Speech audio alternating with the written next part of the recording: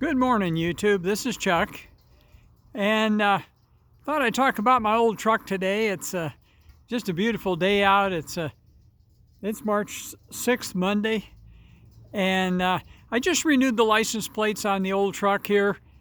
And Arizona, in case you didn't know, the cost of license plates on new vehicles is just astronomical. It's just ridiculous.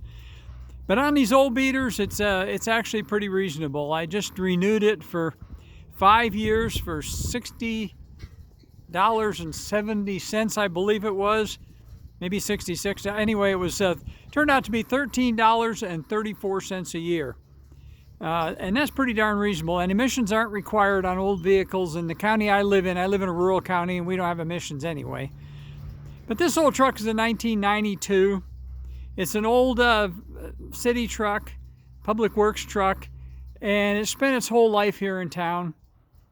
This particular body style, for those of you that are familiar with the pickup trucks, this particular body style is called the OBS, and OBS stands very simply for old body style.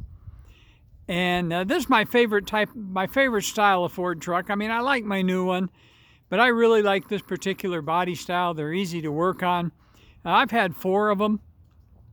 I had a 95 F-250 diesel, and then I had a 96 F-150, which was the last year of that particular body style, and that one had the inline 6-cylinder with a 5-speed. That was my dad's truck, and I'll make a video about that someday. And then I had a 97 F-350 4-door dually that I towed my fifth wheel with, towed it all over the country. That was probably the most trouble-free truck I ever owned.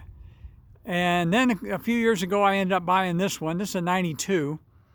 And doesn't have a speck of rust on the body. There's a little bit of surface rust on the utility bed.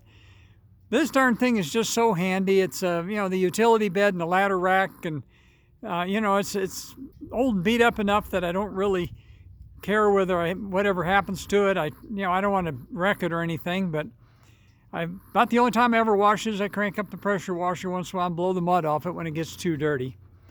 Right now it's got a little issue. It's not running right. And as you well know, I've been out of town for the majority of the month of February. And so I'll get it up here in a few days and figure out what's wrong. I think it's a sensor on the electronic ignition that's making it run too rich and fouling the plugs. I put all new sensors on it, and it's apparently got a bad one. So we'll get that all figured out and straightened out. But all in all, it's a pretty solid old truck. It's the handiest thing to drive around town because it's smaller than my other vehicles. I haven't really done much to it body-wise because you didn't really need to. I'll give you a quick look at the interior, as I did change a couple things in there. It had the old bench seat, and the bench seat was bad.